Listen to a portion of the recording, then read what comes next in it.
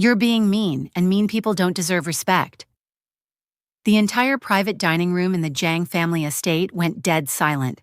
6-year-old Alexander stood at the elegant table, his small hands gripping the edge as he stared directly at the woman they called the Ice Empress of Seoul's underworld. His mother, Loveth, had gone completely pale beside him, her fork frozen halfway to her mouth. "You don't talk to my mommy like that," he said, his voice trembling but fierce. Men twice Madame Jang Soo-jin's size bowed when she entered a room. Her own son, Minho, the most feared mafia boss in Korea, obeyed her every word without question. Politicians trembled at her phone calls. Rival crime families had learned the hard way what happened when you disrespected her. But this black child, this boy who'd walked into her home just 2 hours ago, holding his mother's hand, was standing there with tears streaming down his brown cheeks, calling her mean, every security guard positioned. Around the room stopped breathing. Nobody knew what happened when someone talked back to Madame Jang and lived to tell about it. "Alexander," Loveth whispered desperately, reaching for her son's arm. "Baby, please." "No, Mommy." Alexander's voice cracked as more tears fell. "She said mean things about you. She said you don't belong here. That's not nice." Madame Jang sat perfectly still at the head of the table, her sharp eyes fixed on the child. She was dressed in an elegant hanbok, her silver hair pulled back in a tight bun. Everything about her screamed power, control, danger. Her expression hadn't changed. She simply stared at this small boy who'd just done what no one had dared do in 30 years. But Alexander didn't sit. He stood there, fists clenched at his sides, waiting for an apology his mother would never get. Minho finally found his voice, his hand gripping his wine glass so hard his knuckles went white. "Mother." She raised one finger. He stopped mid-sentence. "If you're wondering how a fearless 6-year-old became the first person to ever challenge Korea's most ruthless mafia queen, then buckle up. Drop a comment below if you're ready for this story, because what this boy just did is about to change 3 lives forever. Hit that subscribe button right now because this story is about to get wild. 3 hours earlier, Loveth had been standing in her tiny bathroom, staring at her reflection and questioning all her life choices. "Mommy, you've changed your earrings 3 times, Alexander said from where he sat on the toilet lid, swinging his legs. "Are you nervous?" "What gave it away?" Loveth muttered, switching from gold hoops to silver studs and then back to gold again. "You're doing that thing where you talk to yourself in the mirror," Alexander said matter-of-factly, "and you said a bad word earlier." "I did not," Loveth caught herself. "Okay, I did. Don't repeat it." "I won't, but Mr. Minho says bad words all the time, when he thinks I'm not listening." Loveth paused, looking at her son's reflection. "Does he now?" "Yep. Last week when his car wouldn't start, he said, 'Don't tell me,'" Loveth said quickly. "I don't want to know." She turned to face Alexander, smoothing down the front of her navy dress for the 100th time. Her son looked adorable in the little suit Minho had bought him, complete with a bow tie that he kept trying to loosen. "Stop touching your tie," Loveth said automatically. "It's choking me." "It's not choking you. You just don't like it."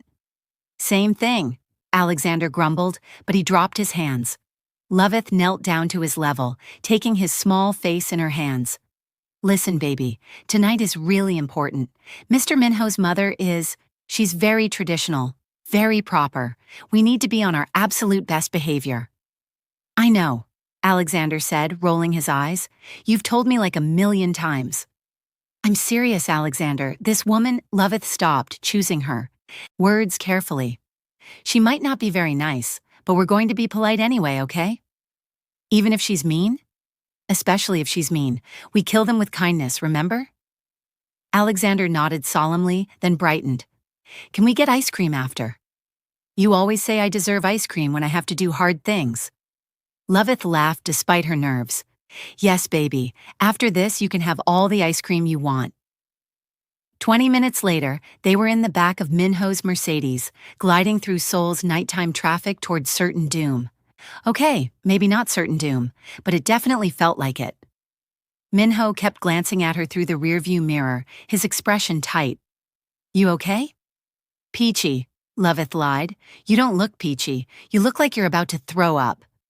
"That's because I might throw up." Alexander perked up from where he was watching the city lights. If Mommy throws up, can we go home? Nobody's throwing up, Minho said firmly. And Loveth, I meant what I said. I'll be right there. My mother can be difficult, but I won't let her hurt you. Famous last words. The Jang estate looked like something out of a period drama, all traditional Korean architecture and perfectly manicured gardens, surrounded by walls that screamed, "We have money and security systems that could track a mosquito." The guards at the gate had checked Minho's car with the kind of thoroughness usually reserved for visiting heads of state. "This is where you live?" Alexander asked, his eyes wide as they pulled up to the main house. "I grew up here," Minho said, "but I don't live here anymore." "Why not? It's so cool." Minho's jaw tightened. "It's complicated, buddy." Inside, the house was even more intimidating. Everything was pristine, expensive, and completely devoid of warmth. The staff moved like ghosts, appearing and disappearing without making a sound. Loveth felt like she was in a museum where breathing too loud might set off an alarm. Madame Yang was waiting in the formal dining room, and the moment Loveth laid eyes on her, she understood why grown men were terrified of this woman. She sat at the head of a table that could seat a small army, her posture so perfect it made Loveth's back hurt just looking at her. Everything about her radiated cold, calculated power. "Mother," Minho said, his hand firm on Loveth's lower back. "This is Loveth Bryan, my fiancé, and this is Alexander." Alexander bowed exactly the way Minho had taught him, his little body bending forward with surprising grace. "Hello, Mrs. Jang. Thank you for having us for dinner." For a long moment, Madame Jang just stared at the boy like he was something unpleasant she'd found on the bottom of her shoe. Then her eyes moved to Loveth, and the temperature in the room dropped about 20 degrees. "So," she said in perfect, crisp English, "this is the woman my son has chosen to embarrass our family with." Loveth felt Minho go rigid beside her. Mother. And her child. Madame Jang's gaze slid back to Alexander with obvious distaste. How quaint. Oh, this was going to be a long night. They sat down to what could only be described as a torture session disguised as a meal. Course after course appeared, each one more elaborate than the last, and Madame Yang used the time between dishes to systematically dismantle everything about Loveth's life. "So, Miss Bryan," she began, delicately lifting a piece of fish with her chopsticks. "Minho tells me you work in hospitality?" "Yes, ma'am. I'm the guest relations manager at the Grand Hyatt." "How practical." The word dripped with condescension. "I suppose someone has to deal with difficult tourists." Loveth forced a smile. "I enjoy helping people." "I'm sure you do." Madame Jang took a sip of water. "And Alexander's father? I assume he's involved in the child's life?" The air went out of Loveth's lungs. "He passed away 2 years ago." "I see. How unfortunate." But Madame Jang's tone suggested she thought it was more convenient than unfortunate. "And you came to Korea because—" "I wanted a fresh start, a new beginning for me and my son." "How brave," Madame Jang said, in a tone that clearly meant foolish. "To come to a country where you don't speak the language, don't understand the culture, and hope to what? Find a wealthy man to take care of you?" Minho's chopsticks clattered against his plate. "That's enough." "Is it?" Madame Jang raised an eyebrow. "I'm simply trying to understand what brings a single mother to a foreign country where she doesn't speak the language, doesn't understand the culture, and somehow manages to catch the attention of my son." The implication was crystal clear. Gold digger, user, opportunist. Loveth felt heat rising in her chest, but she kept her voice level. "I came to Korea because I got a job offer, a good one. I wanted to give Alexander opportunities, expose him to different cultures, show him that the world is bigger than one small town." "How noble," Madame Jang said, not sounding like she thought it was noble at all.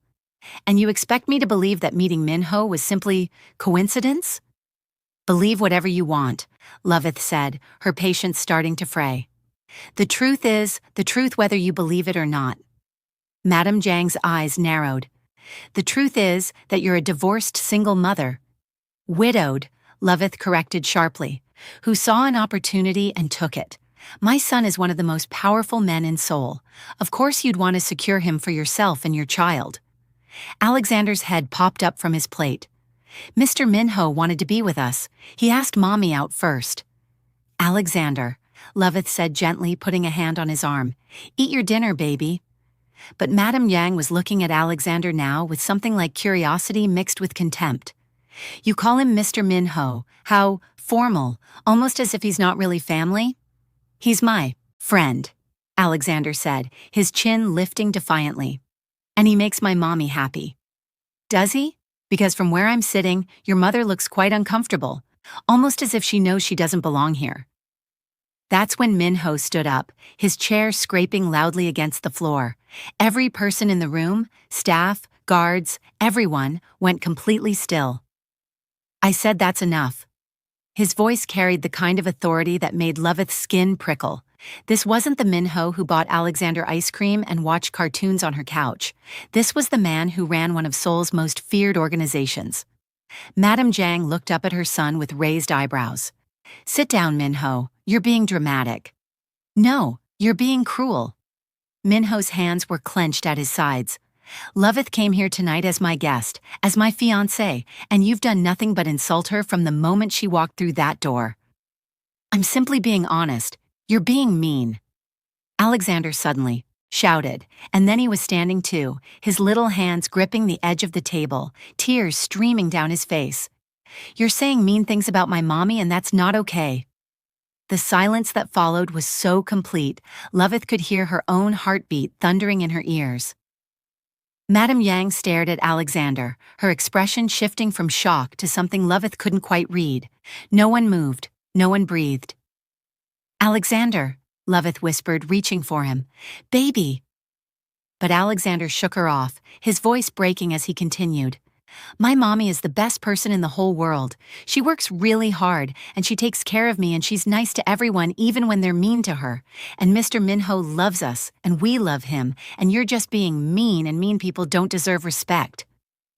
Then he burst into sobs, and Loveth pulled him into her arms, her own eyes burning with tears. Minho's voice, when he spoke, was deadly quiet. He turned to his security detail. Leave us, all of you, now. The men hesitated for exactly 1 second before filing out. When the door closed behind them, Minho looked at his mother with an expression Loveth had never seen before. Not anger, but something colder. Disappointment. For 30 years, people have been afraid to tell you the truth, Minho said. They bow and scrape and let you say whatever you want because you're powerful, because you're dangerous. But this child, this 6-year-old boy, just taught you something every person in your organization should have said years ago. Being powerful doesn't give you the right to be cruel. Madame Jang's face had gone white, then red. How dare you? No, Mother, how dare you? Minho's voice cut through hers like steel. Loveth is the woman I love. She's the woman I'm going to marry, and Alexander is going to be my son. If you can't accept that, if you can't treat them with the respect they deserve, then you're not welcome in our lives.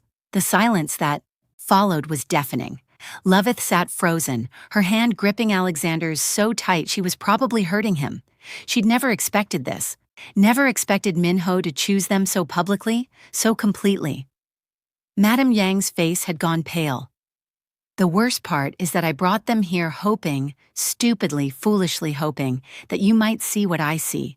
That Loveth is strong and brilliant and the best thing that's ever happened to me. That Alexander is brave and kind and already more of a man than most people in our organization.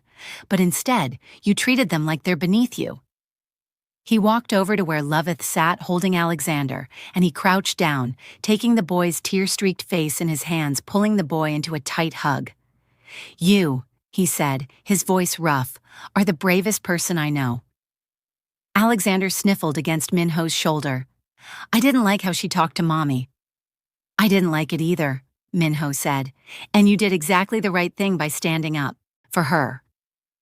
Loveth felt tears streaming down her own face now. Minho stood and helped Loveth to her feet, keeping one hand on Alexander's shoulder. Then he looked at his mother one last time. We're leaving, and we're not coming back until you're ready to apologize. Not to me, to them. They walked out of that mansion without looking back, Alexander holding both their hands and still sniffling occasionally.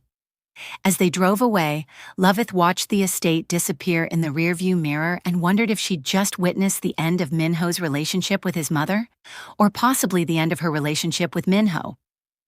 The next morning, Loveth woke up to her phone buzzing with messages. She grabbed it groggily, squinting at the screen. Minho. I'm outside. I brought coffee and pastries. Can we talk? She looked at the time, 7 a.m. The man was nothing if not persistent. She threw on a robe and opened the door to find Minho standing there looking like he hadn't slept at all, holding a cardboard carrier with coffee cups and a bag from her favorite bakery. You look terrible, she said. I feel terrible. He held up the coffee. Peace offering? She sighed and stepped aside to let him in. They sat on her tiny balcony, Seoul waking up below them, and for a long moment neither of them spoke. I need to move you and Alexander, Minho said finally. Loveth's coffee cup stopped halfway to her mouth. Excuse me? My mother knows about you now, which means everyone in my world knows about you. He ran a hand through his already messy hair. And I have enemies, Loveth, people who would love nothing more than to find a weakness they could exploit. And we're your weakness, Loveth said flatly. You're everything, Minho corrected, his dark eyes intense, which makes you valuable, which makes you a target. Loveth set down her coffee cup, her hands suddenly shaking. So what are you saying? That loving you comes with a price tag? That Alexander and I have to live in fear because of who you are? I'm saying I want you somewhere I can protect you. My penthouse in Hanam-dong has security, safe rooms, everything you'd need. I don't want to need those things. Loveth's voice rose. I don't want my son growing up in a fortress. I don't want armed guards and panic rooms and… She stopped, tears burning her eyes. I don't want this, Minho. The words hung between them like a blade. You don't want me, Minho said quietly. It wasn't a question. I don't want this life, Loveth clarified, but her voice was shaking. Your mother called my son baggage. She implied I'm a gold digger. And now you're telling me we need to go into hiding because loving you puts us in danger? How is any of this okay? Minho's jaw tightened. It's not okay. None of it is okay. But I can't change who I am or the world I live in. All I can do is try to keep you safe. And what if I don't want to be kept? Loveth stood up, wrapping her robe tighter around herself. What if I want to be able to walk down the street without looking over my shoulder? What if I want Alexander to have a normal childhood without bodyguards and security protocols? Then you're with the wrong man, Minho said, and the defeat in his voice broke something in Loveth's chest. They stared at each other, and Loveth felt the weight of an impossible choice pressing down on her. Love Minho and accept this life, or walk away and keep the peace she'd built for herself and Alexander. I need to think, she said finally. Okay. Minho stood, and he looked like he wanted to reach for her but didn't dare. But while you're thinking, I need you to at least consider moving temporarily, just until I can handle some situations, please, Loveth. She wanted to say no, wanted to draw a line in the sand and demand he figure out his life before dragging her into it, but the fear in his eyes was real, and she knew Minho well enough to know he wouldn't ask, unless the danger was real too. Before Loveth could answer, they heard a small voice from the doorway. Are you making Mommy cry again? They both turned to see Alexander standing there in his pajamas, rubbing his eyes and looking suspicious. Minho smiled. Come here, buddy. Alexander patted over and Minho lifted him onto his lap. I'm trying to convince your mom that we should all live together for a while, to keep you both safe. What do you think? Alexander looked between them seriously, then nodded. I think that's a good idea, but you have to promise to protect Mommy from mean grandmas. Minho laughed, the sound surprising all of them. I promise. Cross my heart. And you have to keep buying me ice cream, Alexander added, completely serious. Deal. Alexander looked at his mother. Mommy, can we stay with Mr. Minho, please? His house probably has cool stuff. And despite everything, despite the fear and the doubt and the impossible situation, Loveth found herself softening at her son's hopeful face. Because Alexander didn't understand the danger, didn't see the complications, He just saw someone who made his mom happy and wanted to keep them safe. She looked at Minho, then back at her son and sighed. Temporarily, she said finally, her voice firm. Just until things settle down, but this doesn't mean I've forgiven you, Minho. Minho's face flooded with relief. I understand. And I don't want to talk about it. I don't want to process or discuss or... Her voice cracked. I just need space. Can you give me that? Whatever you need, he said quietly. Alexander frowned. Does that mean you're still mad at Mr. Minho? Very mad, Loveth confirmed. So he's getting the ice treatment? Alexander asked, clearly having picked up on more than Loveth realized. Minho winced. Apparently. Not just ice treatment, Loveth corrected, looking directly at Minho. The Arctic freeze treatment. Welcome to the tundra, baby. Minho actually smiled at that, even though it didn't quite reach his eyes. Understood. What Loveth needed was time. What she got was chaos. If you're loving this story, make sure you hit that like button because you won't believe what happens when Madame Jang realizes she's met her match. And drop a comment below telling me what you would have done if you were in Loveth's shoes. They moved into Minho's penthouse 3 days later, and Loveth had to admit, begrudgingly, that it was stunning. And he has taste. Floor-to-ceiling windows with panoramic views of the Han River, modern furniture that somehow managed to look comfortable instead of sterile, and a bedroom for Alexander that made her son literally scream with excitement. Mommy, there's a bunk bed! Alexander's voice echoed through the penthouse. And a TV, and look at all this space for my toys. Minho stood in the doorway watching Alexander bounce around his new room, and the soft expression on his face made Loveth's heart hurt. But she'd made herself a promise. She would do this for Alexander's safety. She would sleep in the same room as Minho so her son wouldn't worry. But that was it. Minho was getting the full Arctic treatment until she figured out what she wanted. That night, they lay in Minho's massive bed, a king-sized monstrosity that probably cost more than Loveth's entire bedroom set back home, with what felt like the Grand Canyon between them. Loveth had changed in the bathroom, came out in her most unsexy pajamas, and climbed into bed without a word. She turned her back to Minho and closed her eyes, even though she could feel him watching her. Loveth, Minho said softly. Silence. I know you're awake. More silence.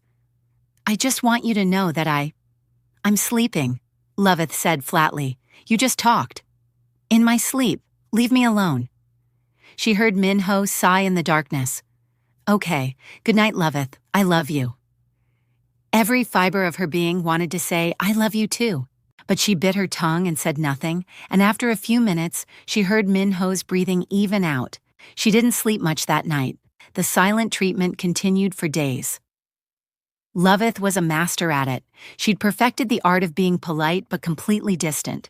She'd make conversation during meals for Alexander's sake, but the moment their son was out of earshot, she went back to ice-cold silence. Minho was slowly losing his mind, and honestly, Loveth was finding some satisfaction in it. On day 3, he tried flowers. A massive bouquet of roses appeared on the kitchen counter. Loveth put them in a vase without comment and walked away. Day 4, he tried jewelry. A beautiful bracelet left on her nightstand. She put it in the drawer and didn't mention it. On day 5, he tried cooking her favorite meal. She ate it, thanked him politely in front of Alexander, and then went back to her book without another word. Is Mommy still mad? Alexander asked Minho one morning while they were making breakfast. Loveth had already left for work. Very mad, Minho admitted, looking like he might actually cry into the pancake batter. What did you do? I let my mother be mean to her, and I didn't protect her the way I should have. Alexander considered this with the seriousness of a Supreme Court judge. That was bad. I know. You should say sorry. I did. She won't listen. Then you should do something big, Alexander said wisely. Mommy says actions speak louder than words. You're absolutely right. Minho looked down at this 6-year-old relationship counselor. Any ideas? Before Alexander could answer, Minho's phone rang. The caller ID made his entire body go rigid. Mother. Minho. Madame Jang's voice was sharp. I've made a decision about your little situation. If you're calling to insult Loveth again, I'm calling to inform you that I've invited Jihi Park to stay at your penthouse. She's arriving this afternoon. Minho's hand clenched around the phone so hard he thought it might crack. You did what? Jihi, your former fiancée. Surely you remember her? His mother's voice was sweet as poisoned honey. Her family has been asking about you, and I thought it would be good for you to reconnect. Perhaps remember what a proper match looks like. Mother, I am engaged. To a woman who clearly doesn't want you. Madam Jang cut in smoothly. I have eyes in that penthouse, Minho. She won't speak to you. She sleeps in the same bed and treats you like a stranger. Is this really the life you want? Rage exploded in Minho's chest. You've been spying on me? I'm protecting my son from making a catastrophic mistake. Jihi arrives at 2 p.m. I suggest you prepare appropriate accommodations. She hung up. Minho stood there, phone in hand, trying to figure out how his life had become a soap opera. Mr. Minho? Alexander was looking up at him with worried eyes. You look really upset. I am upset, buddy. Very, very upset. Is it the mean grandma again? Yeah, Minho said, running a hand through his hair. It's always the mean grandma, Minho muttered. That's when he heard the front door open. Loveth was home early. Apparently she'd forgotten something, and from the expression on her face when she walked into the kitchen, she'd already gotten the news. Your mother, Loveth said, her voice dangerously calm, just called my office to inform me that your ex-fiancee is moving in, today. Minho closed his eyes. Loveth. No. She held up a hand. I need you to explain to me right now why I shouldn't pack Alexander's things and walk out that door. Because I didn't invite her, Minho said desperately. My mother did this without asking me, without my permission. And are you going to tell her no? Minho opened his mouth and then closed it, because the truth was complicated. The Park family was powerful. Refusing Jihi entry would cause business complications, could destabilize alliances, create the kind of mess that... Loveth saw the hesitation and laughed bitterly. That's what I thought. Loveth, please, I just need to think about how to handle this. You need to think about it? Loveth's voice rose. Your ex-fiancé is moving into your house and you need to think about whether to say no? It's not that simple. It's exactly that simple. Loveth grabbed her purse. I told you I didn't want this. I told you I didn't want to live in a world where your mother can just move people around like chess pieces, and here we are. Mommy, Alexander called out, his eyes wide and scared. Where are you going? Loveth's expression softened immediately. Nowhere, baby. Mommy's just frustrated. Are you mad at Mr. Minho again? Yes. Still? Alexander's bottom lip trembled. But I thought you were getting better. And that, right there, was the moment Loveth realized she was trapped. Because leaving would break Alexander's heart, staying would break her own, and she didn't know which was worse. The doorbell rang. All three of them froze. That's her, isn't it? Loveth said flatly. Minho checked his watch. She's early. Of course she is. Alexander ran to answer the door before either adult could stop him, and they heard his cheerful voice echo through the penthouse. Hello, are you here to visit? Minho and Loveth rushed to the entryway to find Alexander staring up at what could only be described as a Korean Barbie doll. Jihi Park was tall, elegant, dressed head to toe in Chanel, and holding herself like she owned the place. She looked down at Alexander with barely concealed distaste. Yes, I'm visiting. Is your mother here? Right here, Loveth said, stepping forward. Jihi's eyes swept over Loveth, from her work clothes to her natural hair to her comfortable flats, and the dismissal in that gaze was instant. You must be the American, Jihi said, her English perfect but cold. How interesting. Loveth smiled, and it was not a nice smile. And you must be the ex. How desperate. Minho made a choking sound. Jihi's perfectly made-up face tightened. I'm sorry? You should be, Loveth said sweetly. Sorry that his mother had to call you to get you into his house. That's gotta sting, needing someone's mommy to fight your battles. I was invited. By his mother, not by him, which makes you what?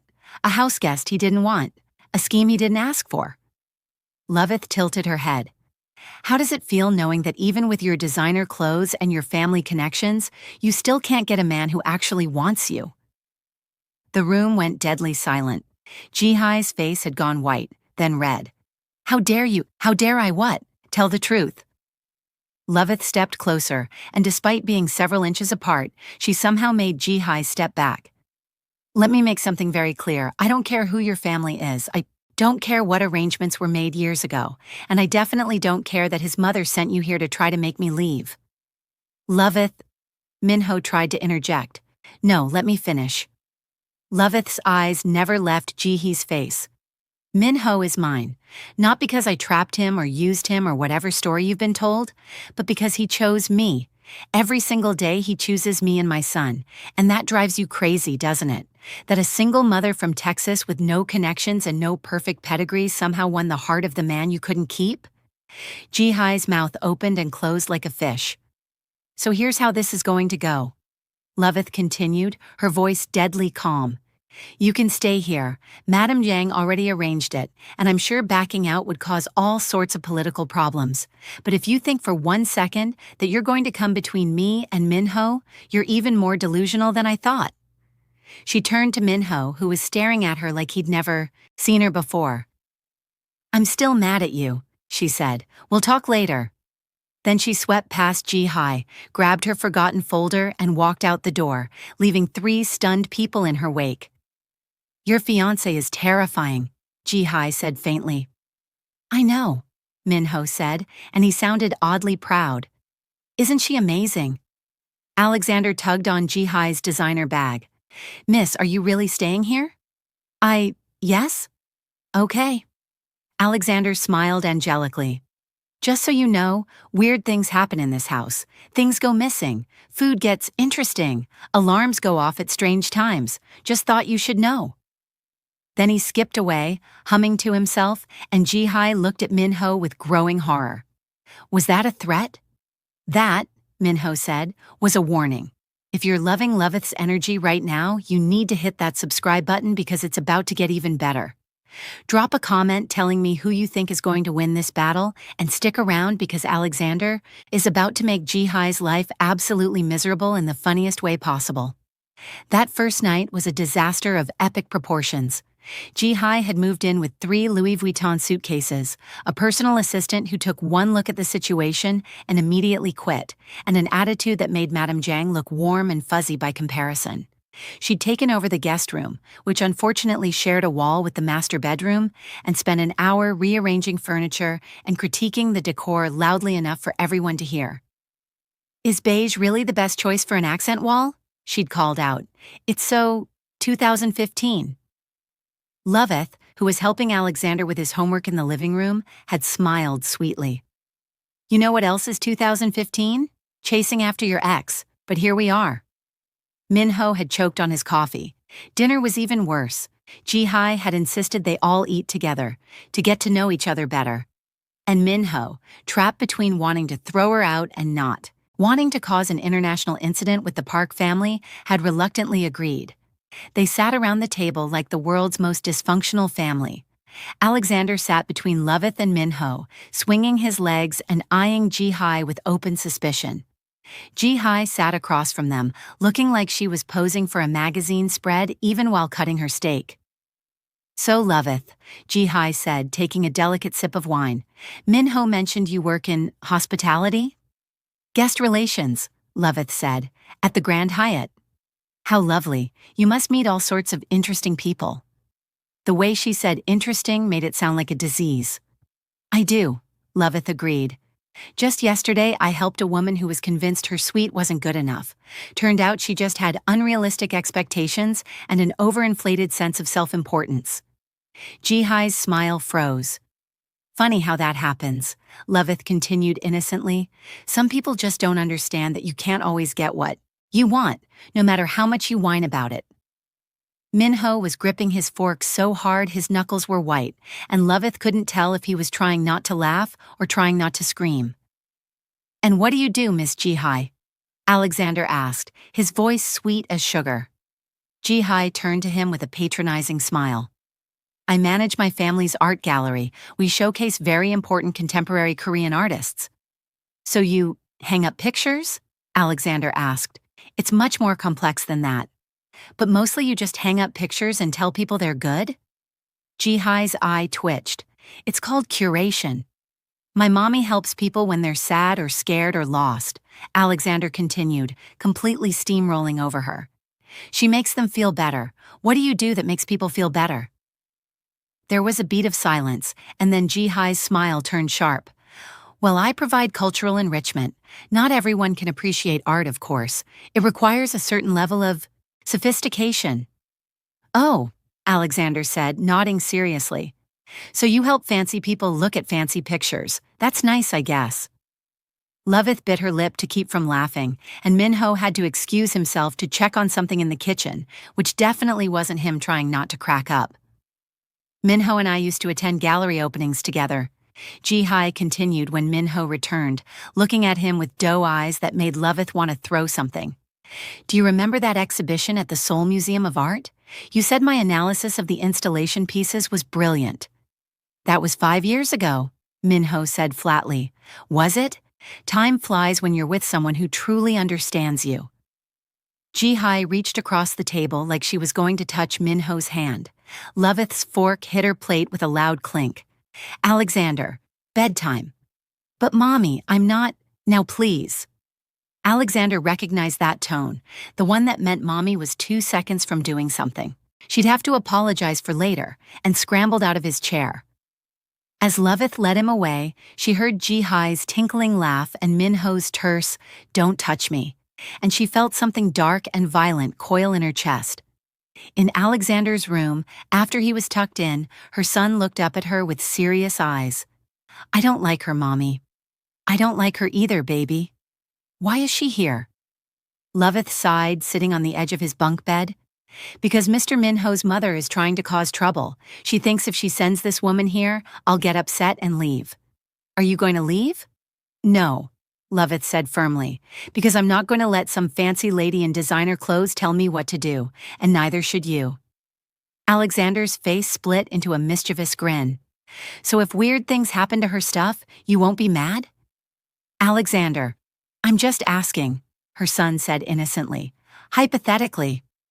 Loveth tried to look stern. We don't mess with people's things. Even when they're trying to steal Mr. Minho? Even then, we're better than that. Okay, Mommy.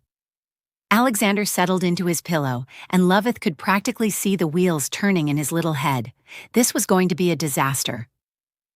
Back in the master bedroom, Loveth changed in the bathroom and emerged in her most unsexy pajamas, an old t-shirt and sweatpants, to find Minho already in bed, looking exhausted.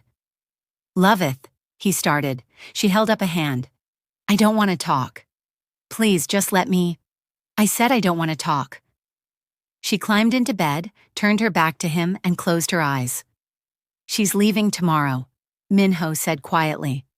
I'm going to tell my mother that this isn't acceptable, that she can't just. You said that 2 days ago, Loveth said, her voice muffled by the pillow. And yet here we are, with your ex-fiancee sleeping 20 feet away. I'm handling it. Are you? Because from where I'm lying, it looks like you're letting everyone walk all over you, your mother, Jihi, everyone except the people who actually matter. You matter, Minho said desperately. You and Alexander are the only things that matter. Then prove it, Loveth said. Stop talking about what you're going to do and actually do it. She heard Minho's sharp intake of breath, felt the bed shift as he moved closer. Don't, she warned without turning around. I'm serious, Minho. I need space. He stopped moving, and the silence that followed was painful. I love you, he said finally, his voice rough. I know you don't want to hear it right now, but I need you to know. I love you so much it terrifies me. Loveth squeezed her eyes shut, fighting tears. Good night, Loveth. She didn't say it back, and that silence between them felt like a chasm. The next morning, the chaos began in earnest. Jihi's expensive alarm clock went off at 4:30 a.m., blaring on repeat. And mysteriously, none of the buttons would turn it off. Her shriek of frustration woke the entire penthouse. What is that noise? She screamed. Minho stumbled out of the bedroom, half asleep. Loveth followed more slowly and found Alexander standing in his doorway, rubbing his eyes with the most innocent expression she'd ever seen. "What's wrong?" her son asked sweetly. "My alarm." Jihi appeared in the hallway in a silk robe, her hair wild, her makeup-free face showing actual human emotions for once. "It won't turn off." "Did you try unplugging it?" Alexander suggested helpfully. "Of course I tried." Jihi stopped, took a breath. "Yes, I tried unplugging it. It won't stop." "Weird," Alexander said, shaking his head. "Technology is so unreliable." Minho finally managed to stop the alarm by literally removing the batteries, and Jihi stormed back to her room, slamming the door hard enough to rattle the walls. Loveth looked down at her son. "Alexander." "Yes, Mommy." "What did we talk about last night?" "Not messing with people's things," Alexander recited dutifully. "I didn't mess with her things, I just set her alarm to help her wake up early. That's being helpful." Loveth tried to look stern, but the corners of her mouth were twitching. "That's not helpful. That's sabotage." "Is there a difference?" "Yes." "Okay, Mommy, I'll remember that." Alexander's smile was absolutely angelic, and Loveth knew for a fact that her son would remember no such thing. Day 4 of Jihi's stay, her designer shampoo mysteriously got replaced with Alexander's strawberry-scented kids' shampoo. She didn't notice until she was blow-drying her hair and realized it smelled like a candy store. Day 5, her favorite coffee mug developed a mysterious crack that leaked all over her expensive silk blouse. Day 6, all of her shoes ended up on the balcony. All of them, in the rain. "I don't understand," Jihi wailed to Minho. "Why does everything keep going wrong?" Minho looked at Alexander, who was sitting at the kitchen counter doing homework with the most focused expression imaginable. "I have no idea," Minho said, but there was laughter in his eyes.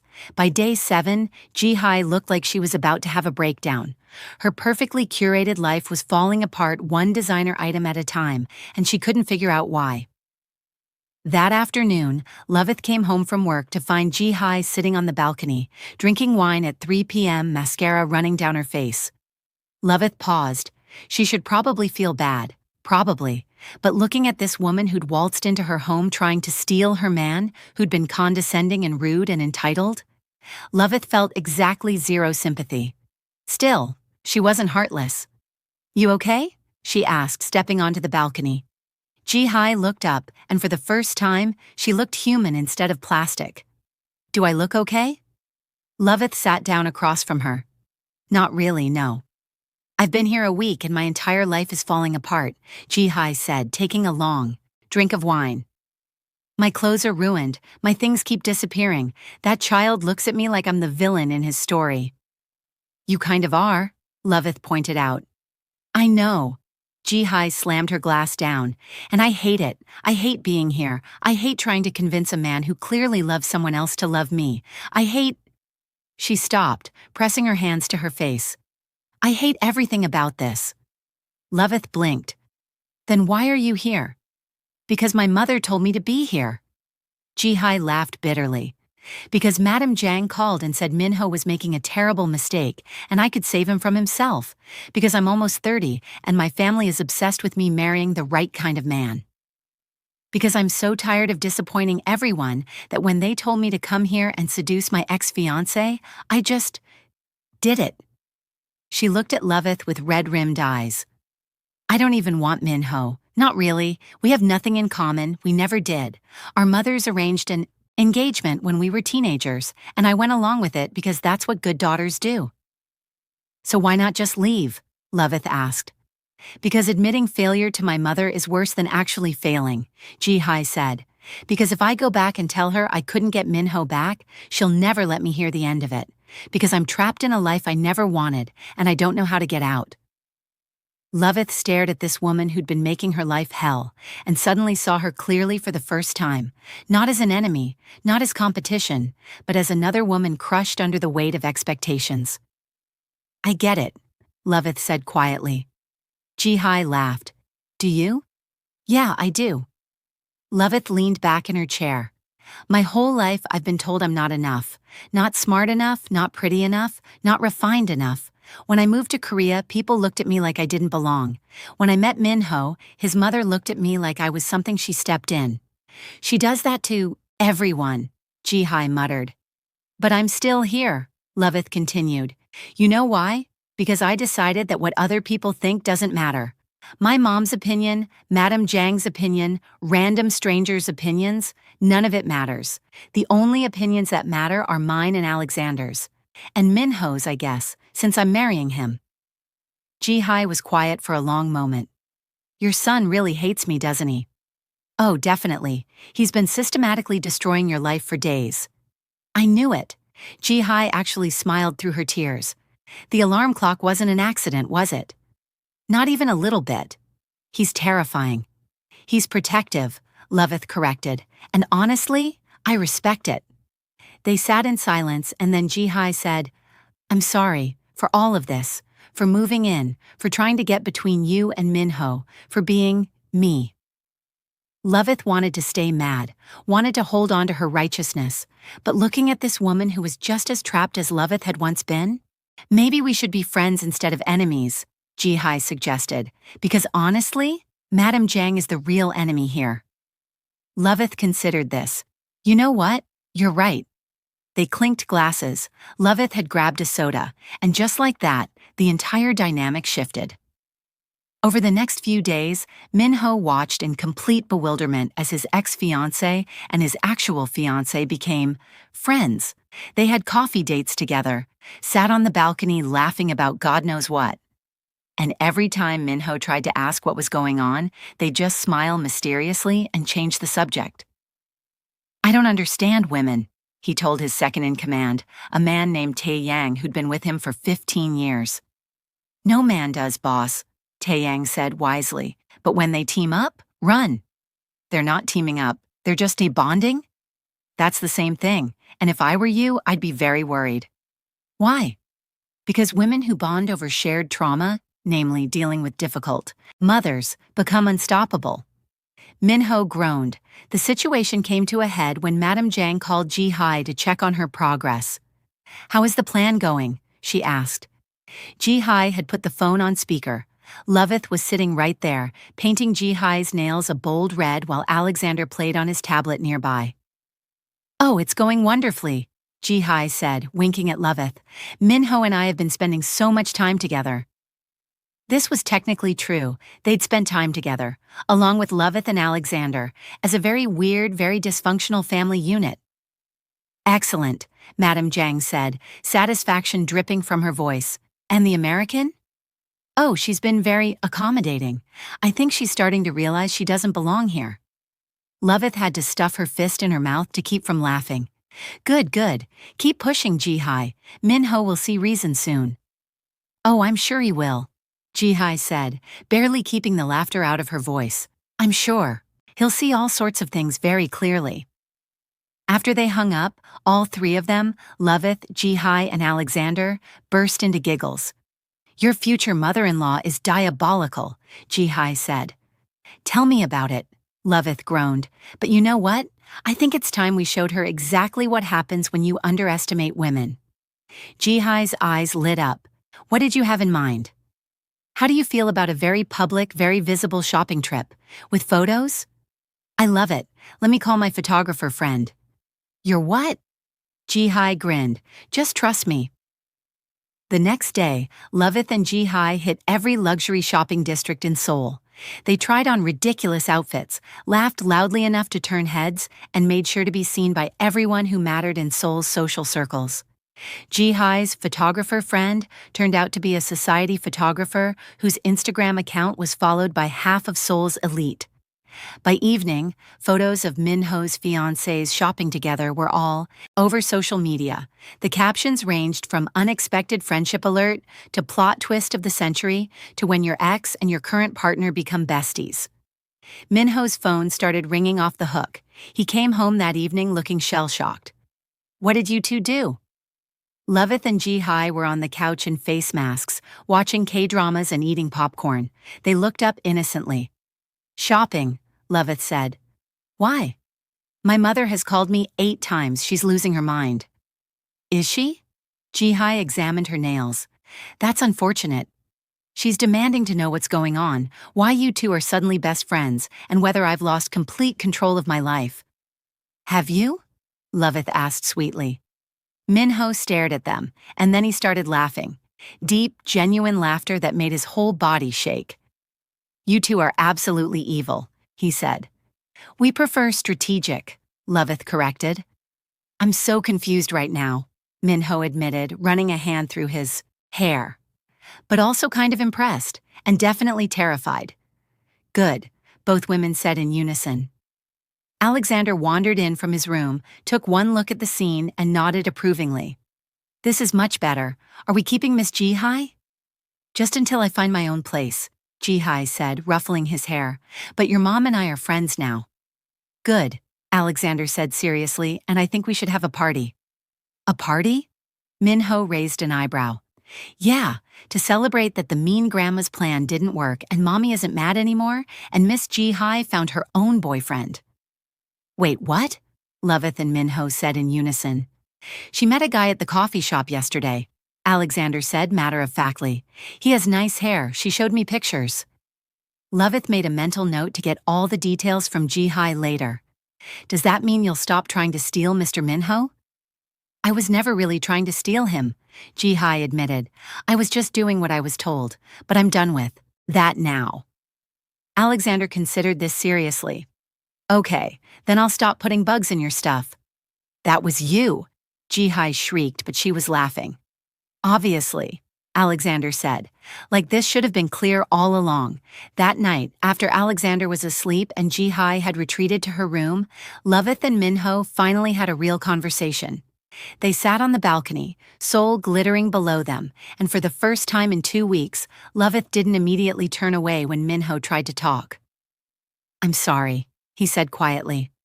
For all of it, for not protecting you better from my mother, for hesitating when Jihi showed up, for making you feel like you had to handle everything alone. You should be sorry, Loveth said, but her voice was softer now. Do you have any idea how hard these past 2 weeks have been?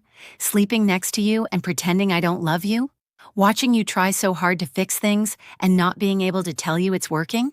It's working? Minho's voice was hopeful. A little, Loveth admitted. Jihi helped, actually. Seeing that she was just as trapped by family expectations as I felt, it made me realize we're all just trying to survive your mother's manipulation. Speaking of which, Minho said, pulling out his phone, I need to show you something. He pulled up an email and handed her the phone. Loveth read it, her eyes getting wider with each line. It was an email to Madame Jang, carbon copied to what looked like the entire family organization, formally announcing Minho's engagement to Loveth and his intention to adopt Alexander. It laid out, in excruciating detail, that any interference in his personal life would be considered a direct challenge to his authority, and it was dated a week ago. You sent this a week ago? Loveth asked. The day after Jihi arrived, I was just waiting for the right moment to tell you. Minho took her hand. I meant what I said that night at my mother's house. You and Alexander are my family, and I'm done letting anyone make you feel otherwise. Loveth felt tears burning her eyes. Minho, I'm not finished, he said. I've also set up a meeting with my mother, tomorrow, at a cafe, neutral ground, and I want you there. What? Why? Because it's time she heard from you directly. Time she understood that you're not going anywhere, that I'm not going anywhere, that this is happening whether she likes it or not. Loveth looked at this man who'd spent 2 weeks sleeping next to her in silence, who'd let her freeze him out without complaint, who'd been working behind the scenes to protect her while she'd been too angry to see it. I'm still mad at you, she said. I know. But I'm also still in love with you. Minho's face broke into the first real smile she'd seen in weeks. Yeah. Loveth leaned in and kissed him, soft and sweet and full of everything she'd been holding back. Just don't ever let your mother move random women into our house again. Deal, Minho said against her lips, although I have to say, this particular random woman turned out to be pretty great. She did, didn't she? Loveth pulled back, smiling. Who knew your ex-fiancee would end up being my friend? Not me, Minho admitted, but I'm learning not to underestimate women, especially when they team up. Smart man. Loveth moved closer, letting Minho's arm wrap around her shoulders, his fingers tracing absent patterns on her skin.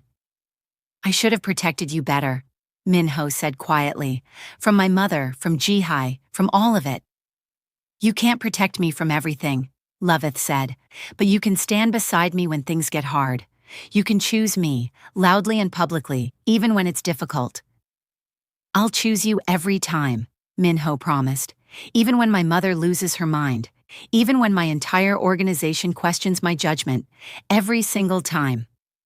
Good, Loveth said, snuggling closer, because you're stuck, with me now, me and my mischievous son who puts bugs in people's food. Minho laughed. That kid is going to give me gray hair. You love him. I really do, Minho said softly. I love both of you, so much it terrifies me sometimes. Good, Loveth said again. Love should be a little terrifying, keeps it interesting. They sat in comfortable silence for a while, and then Minho said, So, am I forgiven? You're getting there, Loveth said. Keep trying. I plan to, Minho promised, pulling her close, for the rest of my life. And speaking of which, he dropped to one knee right there on the balcony, pulling out the ring box he'd been carrying for weeks, waiting for the right moment. Alexander, he called. The boy came running from his room. Yeah? Come here, buddy. I need your help with something. Alexander ran over and Minho took his hand, placing it on the ring box. I want to ask your mom something very important. Will you help me? Alexander's eyes went wide. Are you going to ask her to marry you again? Yes. Yes. Alexander pumped his fist in the air. I'll be the best helper ever. Together they opened the box, revealing a stunning diamond ring that caught the light and made Loveth's breath catch. Loveth Brian, Minho said, his voice steady and sure. Will you marry me? Will you let me spend the rest of my life proving that you made the right choice? Will you let me be Alexander's father and your partner, and the man who gets to wake up next to you every single day? Say yes, Mommy, Alexander stage whispered. I already told him you would. Loveth laughed through her tears, looking at these two people who'd somehow become her entire world, a mafia boss with a soft heart and a 6-year-old with the courage of a lion. Because love, she was learning, was braver than fear, and family wasn't about blood or tradition or fitting into someone else's idea of belonging. Family was this, a man who chose her every day, a son who defended her without hesitation, and maybe, just maybe, a mother-in-law who was learning that being strong didn't mean being cruel. The next afternoon, Loveth walked into Café Onion feeling like a woman going into battle. But this time, she wasn't alone. Jihi had offered to come for moral support and was sitting at a nearby table pretending to read a magazine while actually ready to intervene if things got ugly.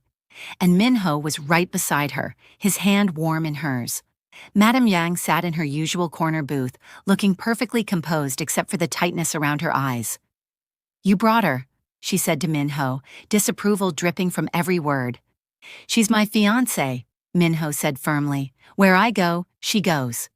They sat down, and for a long moment nobody spoke. Finally, Madame Jang turned her sharp gaze to Loveth. I underestimated you.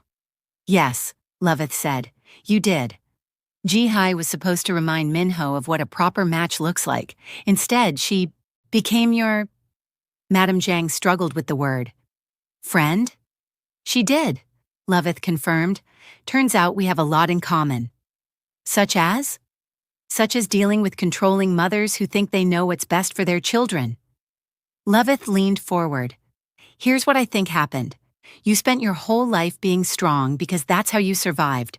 You fought for your place, became hard because soft meant weak, but you forgot that strength can look different. That love can be powerful, that sometimes the bravest thing you can do is let go. Madame Jang's jaw tightened. You don't know anything about my life. I know what it's like to be judged for where you came from, Loveth said quietly. I know what it's like to fight for everything you have. I know what it's like to be told you don't belong somewhere, even though you know you do. So yeah, I think I understand more than you think. There was a long silence, and then Madame Jang said, You're not what I wanted for Minho. I know, but I'm what he chose. And more importantly, I'm what makes him happy. Loveth squeezed Minho's hand. I'm not here to replace you or push you out of his life, but I'm also not going anywhere. So you have a choice. You can keep fighting this and lose your son, or you can accept it and gain a daughter-in-law and a grandson who might actually like you if you give them a chance. I don't know how to do that, Madame Jang admitted, and for the first time, she looked old, tired. I've been one way for so long. Then learn, Loveth said simply. Start small. Come to dinner. Talk to Alexander like he's a person, not a problem. Acknowledge that maybe your son knows what he's doing. Minho spoke up for the first time. I'm marrying Loveth in 3 months. I'm adopting Alexander.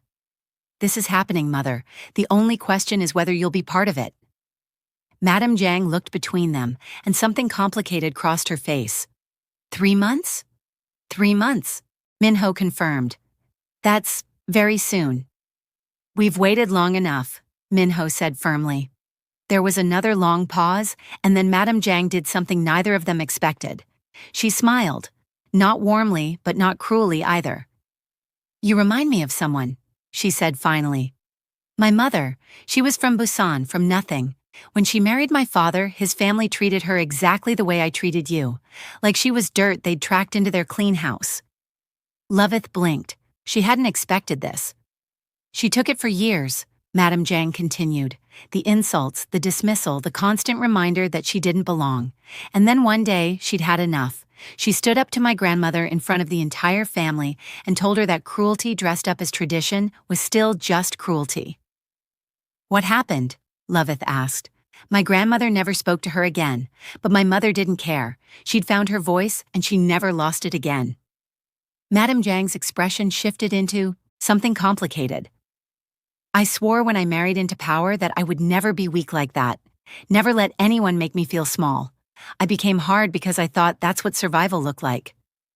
And now? Loveth asked carefully. Now my son looks at me like I'm a stranger. Now a 6-year-old child had the courage to say what no one else would. And now I'm sitting in a cafe I would never normally visit, trying to figure out how to fix what I broke. Loveth sat back, completely thrown. Why are you telling me this? Because Minho loves you, Madame Jang said bluntly. And I've seen my son with many women over the years. Women who wanted his money, his power, his name. But I've never seen him look at someone the way he looks at you. Like you're the only thing in the room that matters. She paused, and for the first time, Loveth saw something human in those cold eyes. And because your son did what I should have done 30 years ago, Madame Jang continued. He defended, someone he loves without caring about the consequences. That kind of bravery is rare, even in my world, especially in my world. Minho had stayed mostly quiet, letting the two women navigate this conversation, but his hand never left Loveth's. When they finally prepared to leave, Madame Jang paused. I'd like to come to dinner once a week if you'll allow it. Loveth glanced at Minho, who nodded almost imperceptibly. She turned back to Madame Jang. Once a week, but the first time you insult me or Alexander, that's it, we're done. I understand, Madame Jang said quietly, and I'll try, but I'm not promising miracles. Nobody's asking for miracles, Loveth said, just basic human decency. Don't push your luck, Madame Jang warned, but there was almost humor in her voice. As they left the cafe, Loveth felt lighter than she had in months. It wasn't perfect. It probably would never be perfect. But it was a start. Jihi was waiting outside and she raised her eyebrows questioningly. We have weekly dinners now, Loveth said. Voluntarily? Apparently. You're braver than me, Jihi said with a laugh. 3 months later, on a perfect spring day, Loveth stood in a small chapel in Seoul, wearing a dress that made her feel like royalty. Jihi was there as a bridesmaid, having become one of Loveth's closest friends despite the weird way they'd met. You look stunning, Jihi said, stepping back to admire her work. I'm nervous, Loveth admitted. Don't be. Minho is out there looking like he might actually cry, and Alexander has been practicing his ring-bearer walk for weeks. It's going to be perfect. Is your boyfriend here? Jihi blushed. His name is Sung Min, and yes, he's here. My mother is losing her mind about it, which makes it even better. Good for you, Loveth said, squeezing her hand. Alexander was the ring bearer, and he took his job so seriously that he walked at approximately 1 mile per hour, making sure every step was perfect. The guests were trying so hard not to laugh. Minho stood at the altar looking like Loveth was the only person in the world, and when she walked down the aisle, his eyes got suspiciously shiny. And in the front row, wearing traditional hanbok and looking almost uncomfortable with the softness in her expression, sat Madame Jang Soo-jin. She caught Loveth's eye and gave the smallest nod. It wasn't much, but it was enough, because some victories weren't won in a day. Some battles took time, patience, and the kind of courage that came from loving someone enough to keep trying.